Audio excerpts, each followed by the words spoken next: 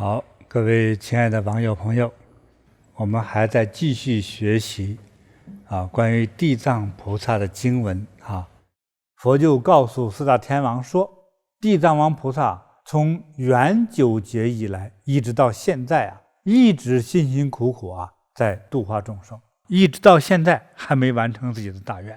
因为菩萨的大慈大悲的心不愿意看到众生受苦，同时也看到未来无量劫中，就是未来的长久的这个世界时空之中因为这个众生作业的这个业，他那一生没有完全了了。在我的理解呢，还有他的贪嗔痴慢疑的这个意识，其实并没有消除呀。你哪个出生的孩子等长大之后，几乎都是贪财好色无恶不作，就是有教养的人，不直接杀伤樵掠，也会能够自我贪执一切以我为中心还是这样子的。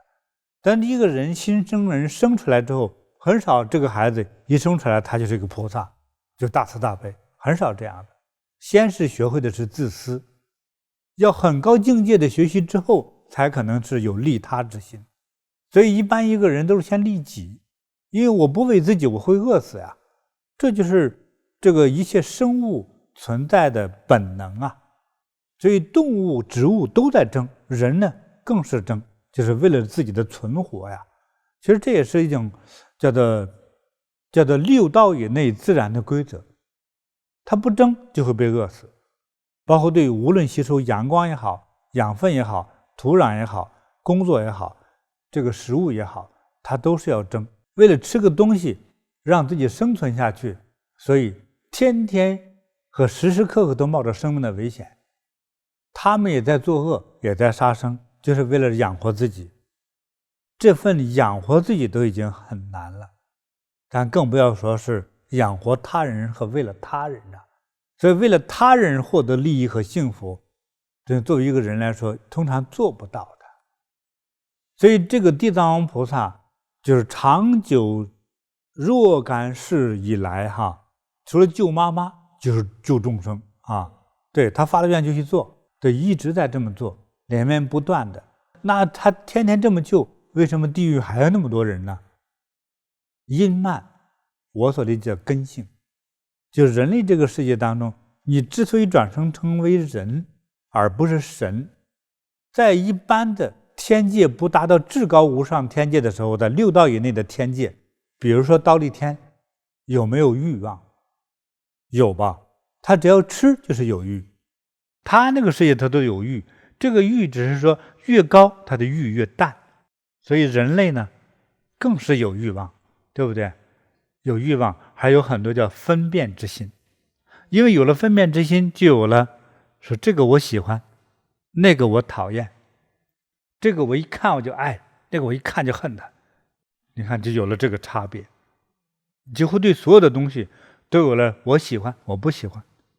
你看人家现在吃西餐披萨，是吧？我吃个大白饼子我喜欢你那个披萨，我喜欢你那个漂亮的裙子，你看我还在穿个破牛仔裤，都是有喜欢不喜欢。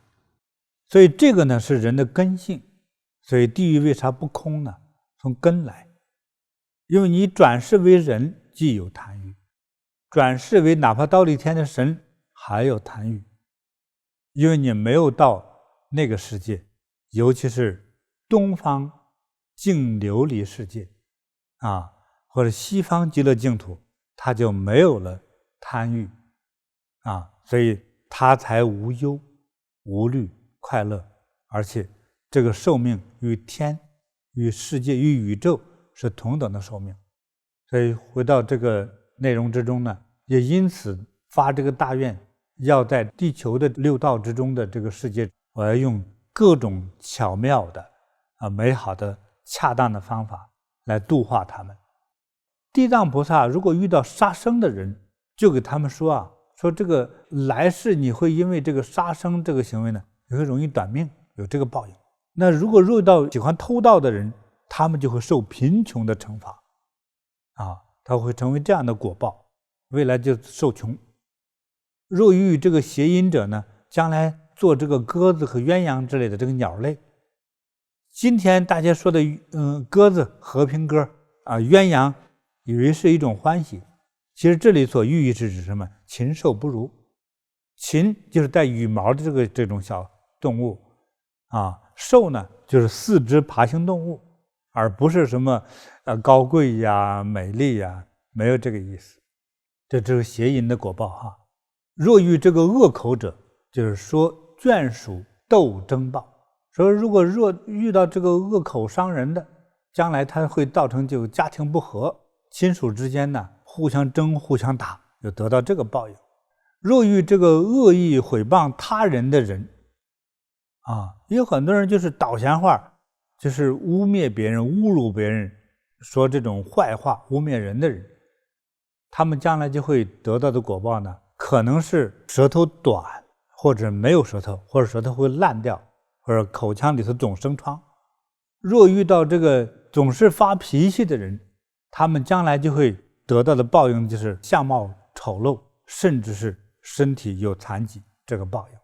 若遇到小气吝啬的人，就特别抠门吝啬的，菩萨就会给他讲这个道理，就是你将来啊，你想求任何事你都成不了，所以将来就是你事事不顺。就是遇到这个饮食没有节制的人，胡吃八喝，说戒酒了又喝醉了，说吃饱了之后还拼命在吃，说你谁也不能说我胖。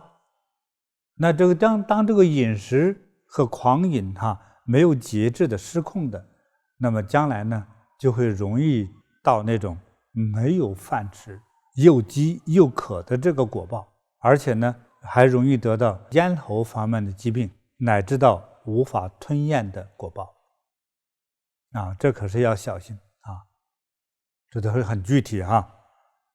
若遇到经常打猎啊，而且是故意去杀生的长期打猎故意杀生，就会告诉他，你将来有一天你就会有一天你的精神会失控，或可能就是疯了，狂躁症，甚至是想杀人或自杀，最终不得好报在早些年10几年前，在美国有一个医生，是个老外晚上周末的时候，因为他其实给人看病也挺累的，这个外国人工作又比较认真，他这8小时是真累得慌他有时候到了周末的时候呢，就是几个医生朋友走打猎去吧，他不觉得打猎是杀生，他觉得是好玩，所以就走吧。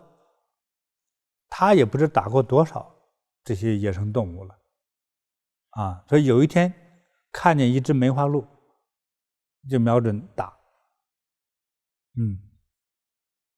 砰一枪一打呢，这子弹没响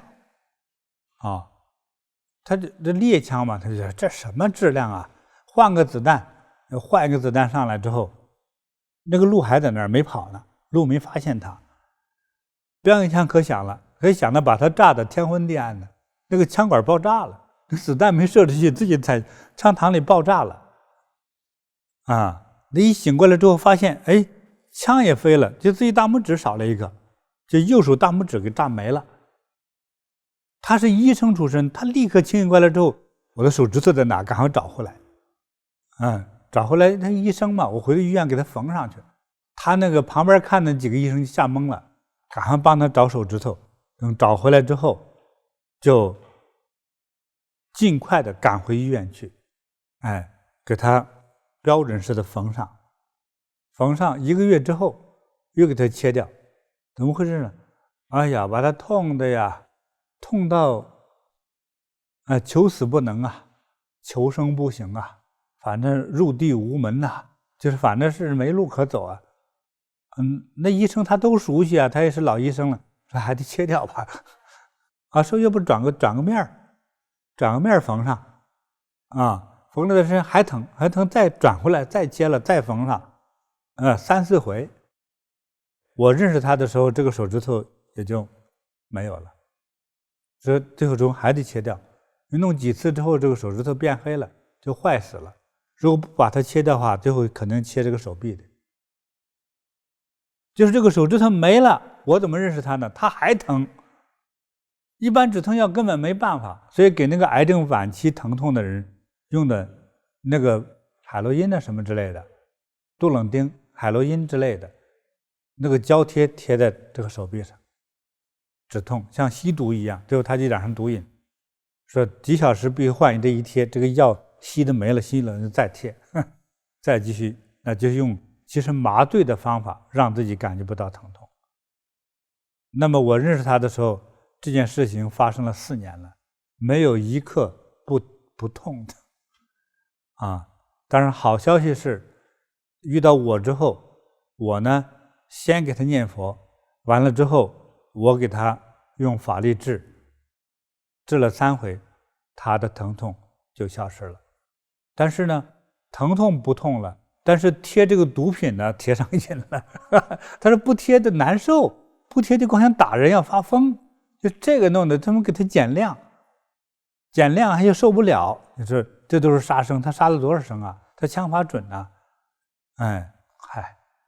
这是我认识的，恐怖吧？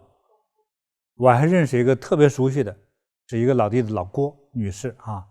当时我30多岁，她可能60来岁了，所以我们叫她老郭啊。她家是东北的，她那个地区啊，她的家乡就大兴安岭后头大树林子。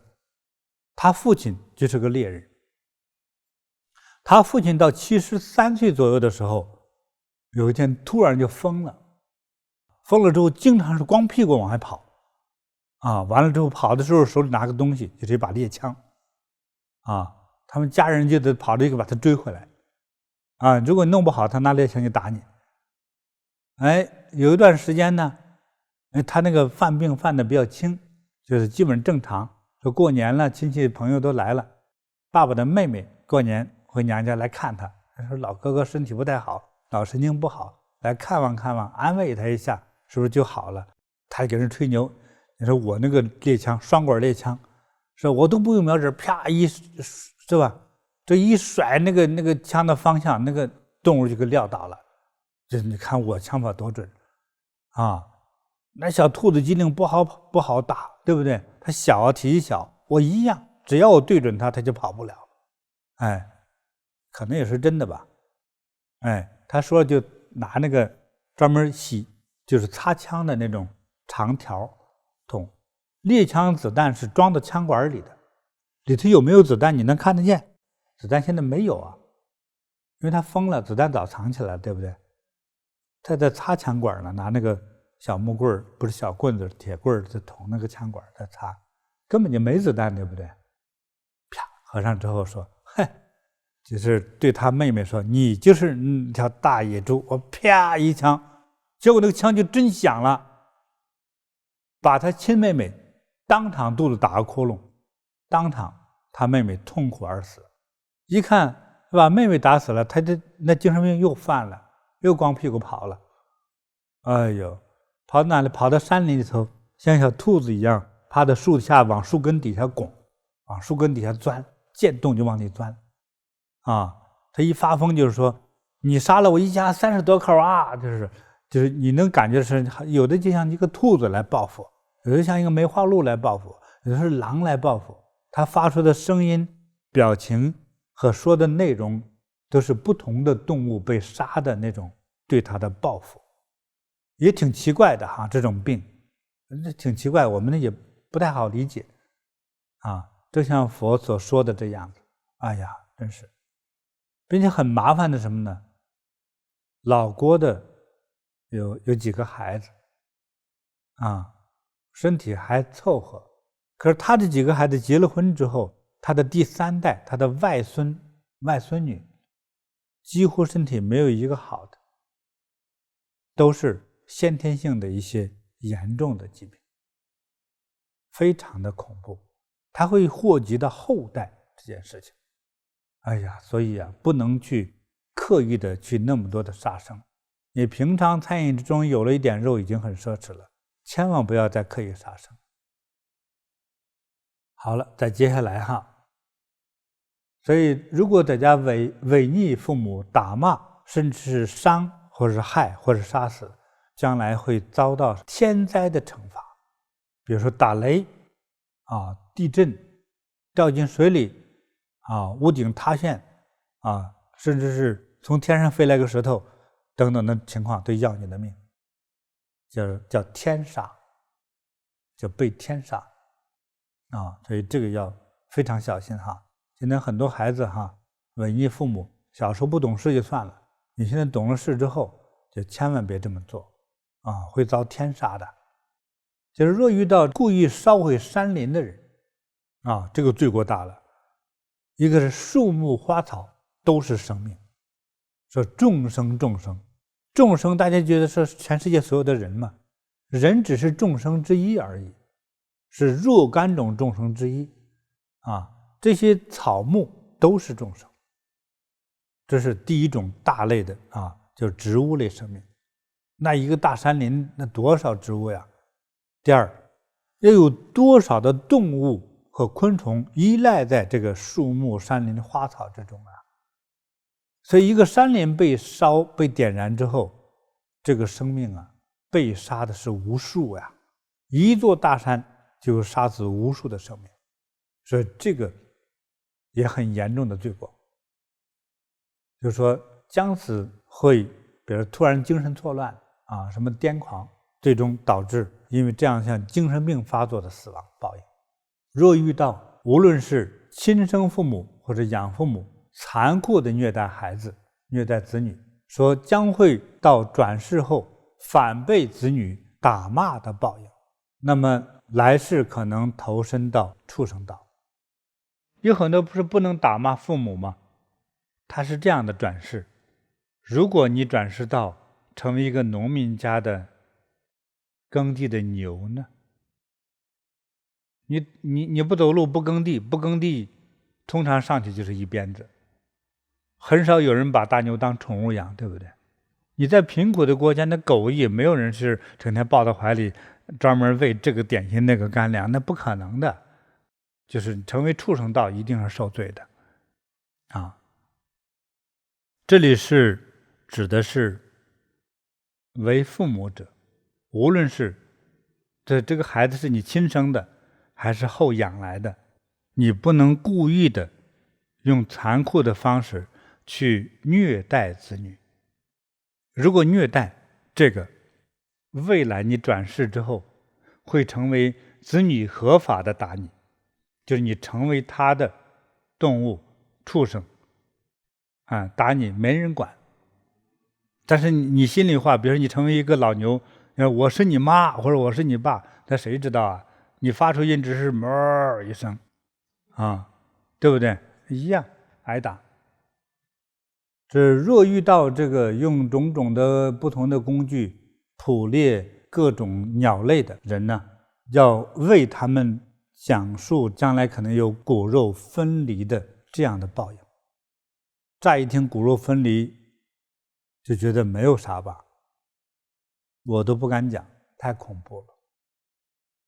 但比如说，是吧？光目女，她的妈妈转世，你好不容易养大，刚大一点，才13岁死了，这也是骨肉分离吧？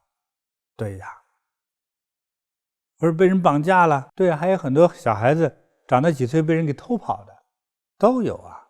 对，这个很可怜、很恐怖的事儿啊。这个若遇到诽谤佛法僧三宝的人，就会可能眼瞎、耳聋、哑巴等因果报应啊。这千万是嘴下积德呀！你可以不信，但是不可以诽谤啊。佛法僧三宝以及好的修行人，在原则上说，你就不能有任何理由去诽谤任何一个人啊！千万别，你都会得因果报应。这何况是修佛法的人啊！修佛法的众生通常都是心地慈悲善良的人。今天你可能有权利，你可能有势力啊，去惩罚他们啊，辱骂他们，冤枉他们，但是你会遭报应。我们那些砸佛像的人有一个得好报的吗？我们所知道的那些都是疯子，对，并且对他后代而且还不好。就是若遇到这个藐视佛法、怠慢佛教的人将会永远的不会脱离地狱和三恶道，永远脱离不出来的。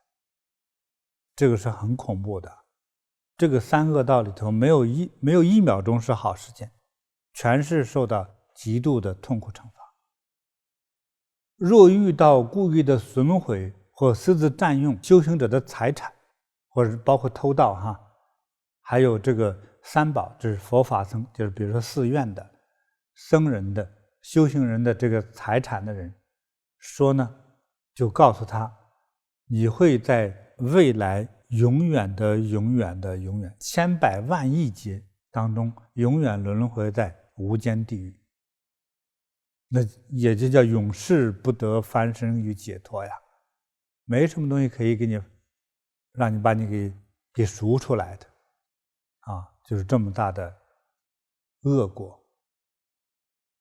所以大家在诽谤修行人的时候，你也要明白一点，后果是非常严重的。若遇到破坏僧人，无论是男僧人和女僧人清净的修行，这是指玷污、奸污、奸淫等或者是破坏与污蔑的这个修行人的，将会永远轮回在畜生道乃至到地狱。若遇到用开水、用火、用刀斧伤害生命的人，将会轮回流转，相互烧杀的报应。这个很惨了，就有点像那个江湖剧是吧？今天你把我杀了，把我爸爸杀了，我要练武，我要报仇，明天我去杀你结果他爸爸被我杀了，他儿子又来杀我，轮回果报这冤冤相报何时了但是你也不觉悟，就一直相互残杀下去，最终的结果呢，就是两败俱伤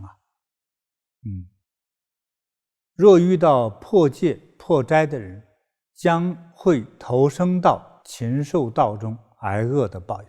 若遇到浪费的不知道节约的人任意挥霍的人的未来呢，得到的果报是什么你所求的都没有，那这是贫穷至极若遇到这个自高自大的仗势欺人的，将来可能转生成为下贱的人，任人使唤，任人打骂，这样的报应。若遇到了这个挑拨离间、拨弄是非或者凶悍骂人的，将来呢就可能会成为这个没有舌头或者是以蛇为生的畜生道中去，这样的报应。比如成为这个蚯蚓这个黄蝇鸟鹦鹉、学蛇就是它靠舌头谋生，或者没有舌头的。这就是若遇到这个有邪见的人邪说邪见的，将来呢你就会到那种非常的偏僻偏远、荒蛮不开化的，又没有文化，又没有饮食，又没有足够的生活的这个环境。像以上所说的这个地球上的众生由于这个身口意，身就是行动嘛，口是说嘛，意是思考身口意三业所造成的这个果报恶果，形成百千万种不同的这个报应，太多了每个人因为这个果报不同呢，所以所受的苦也不同。所以这里呢是大概的介绍一下，像这样的多种的多样的地球世界的这个众生就根据造业情况的不同，刚才我解释了因为会得到不同的果报嘛。地藏王菩萨总是以他这个大慈悲、大智慧和神通力，千方百计的去教化、引导和感化他们。凡是犯了以上种种恶业的众生，先是受到像上面的种种的报应，之后还要被堕入到地狱中去，经史无数的大劫都不能出来因为罪恶大呀。所以当受了这些果报之后，还要进到那个地狱中去。也有些地狱是出不来的，所以永远永生的出不来。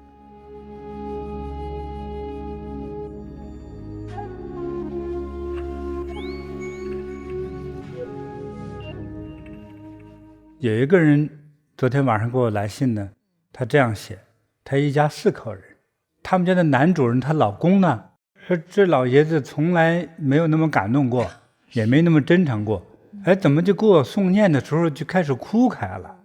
这一开始这女的呢直担心这怎么回事啊，这犯什么病了？后来他就问老爷子，说感动的，就莫名的感动。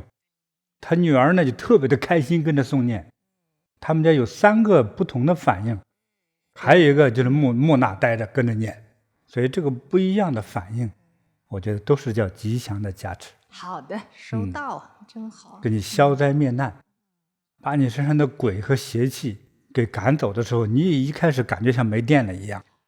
哎，那鬼气熏天呢，充足惯了哈，像一个破轮胎里装的什么废气、一氧化碳都有。正把这些废气给除掉之后呢，轮胎一样空了，对，你会感觉有点困。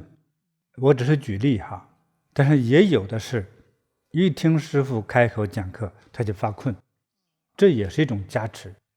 这种加持呢，通常这个人至少目前的业力还是比较具足的，业力比较多啊，所以一听像我这样的师父讲课的时候，你就发困，那怎么办呢？我在电影上学到的，锥刺股，拿个锥子扎自己，哎，如果觉得这个太凶残的话，用辣椒咬上，或者弄牙签扎手心啊，就别让自己发困啊，要注意这个哈。还有人说，我一边诵念，我也有我的期望愿望，对不对？对。但是念着念着，我的心呐就跑了，像天使一样到处飞了。你关键你诵念的这个目的是否真诚？你要真诚，你在你眼前这个墙上贴一个条，你的愿望写上，大大的字写上。比如说升学、找工作、找对象，把你最终的现在这个愿望要写清楚，在前头。你的祝福哈，叫念念不忘，不要总闭着眼睛啊，你可以睁开眼睛看，就不容易进入那样的梦游状态。所以独自念佛的人哈，为了让自己不困、不散乱，就是你走神了叫散乱哈，就是要睁着眼睛念，这样才不容易散乱，好吧？啊，为了让大家都能够受益，啊，让历代祖先受益，让我们历代的父母都能脱离苦海，让我们的未来能得善果，让我们的子孙将来都如意吉祥。啊，因此我们接下来就是诵念地藏王菩萨心咒，准备开始了。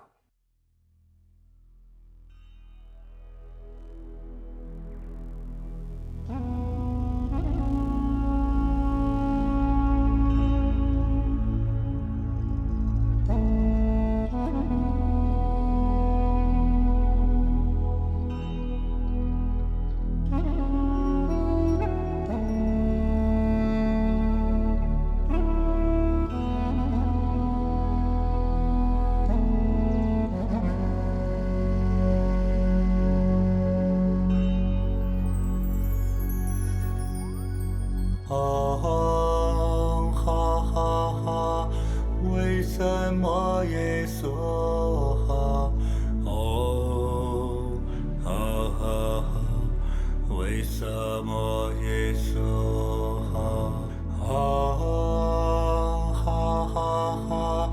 为什么耶娑哈？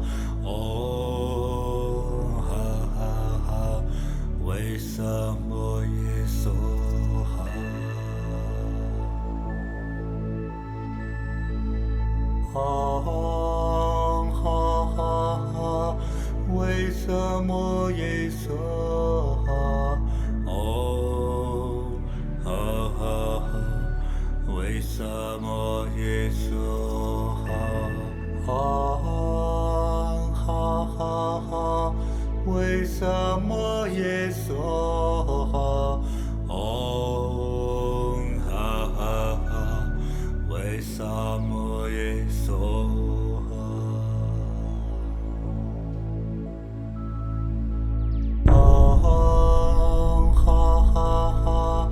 为什么耶娑哈？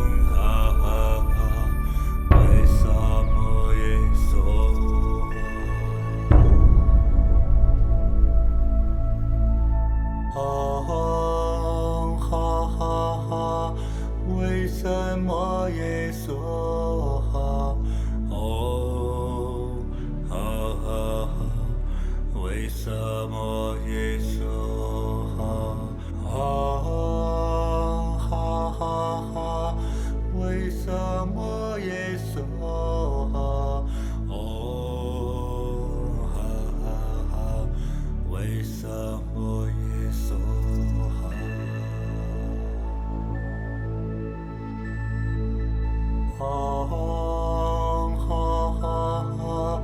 为什么耶稣？哦，为什么耶稣？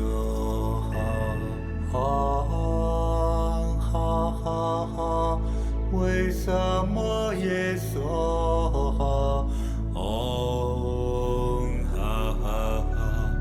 为什么耶稣？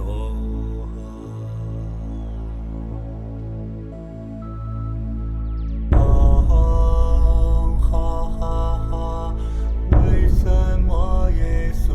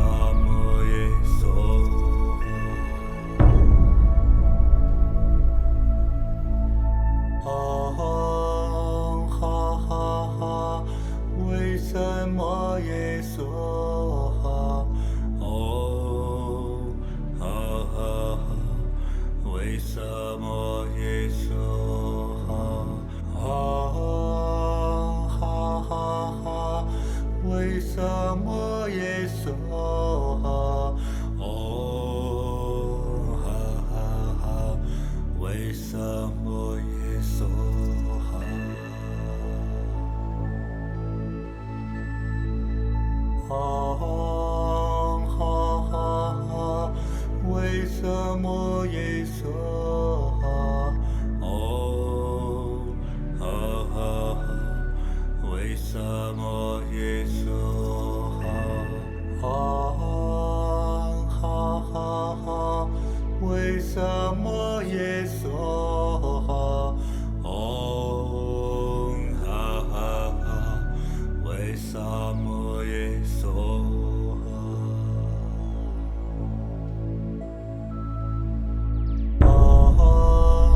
哈哈哈，为什么耶稣？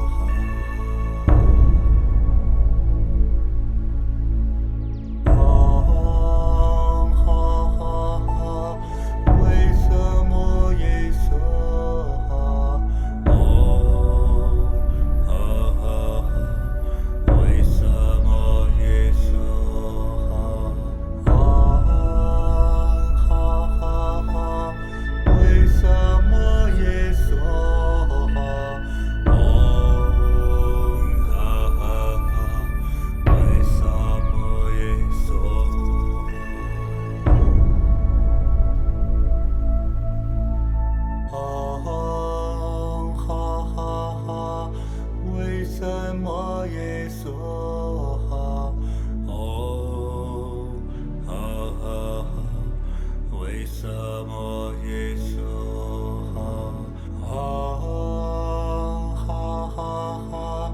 为什么耶稣？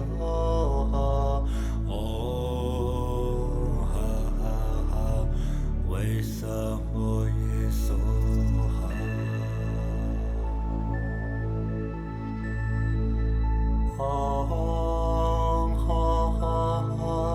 为什么耶稣？为什么耶稣？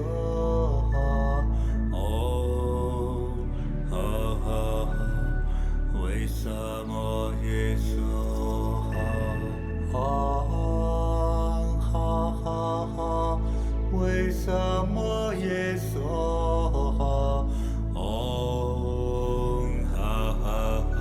为什么耶稣？为什么耶稣？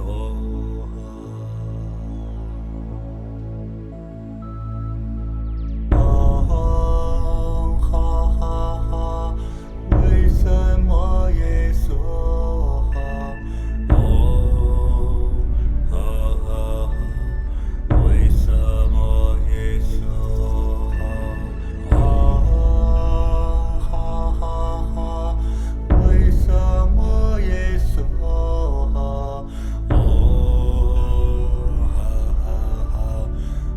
为什么耶稣？为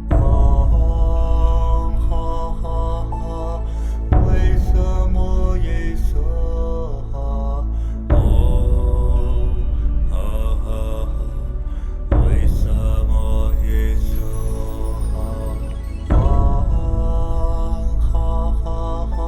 为什么耶稣？为什么耶稣？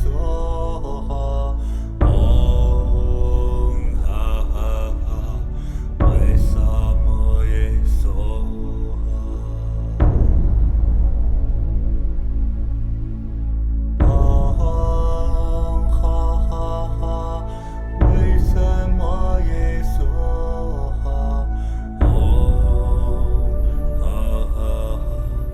为什么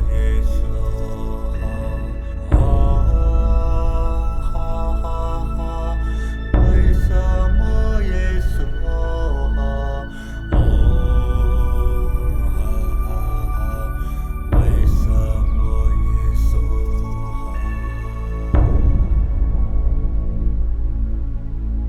为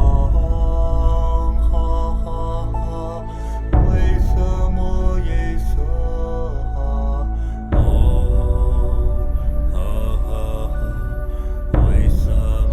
耶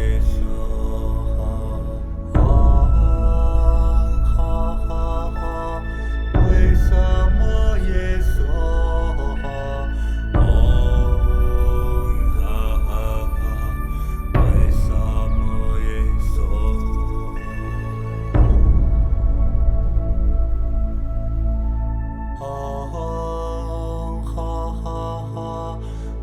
什么耶稣？为什么耶稣？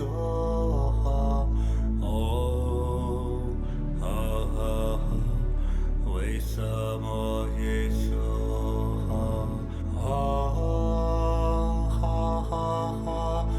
为什么耶稣？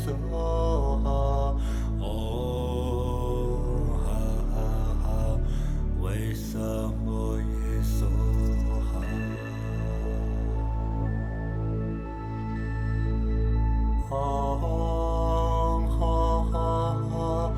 为什么耶稣？为什么耶稣？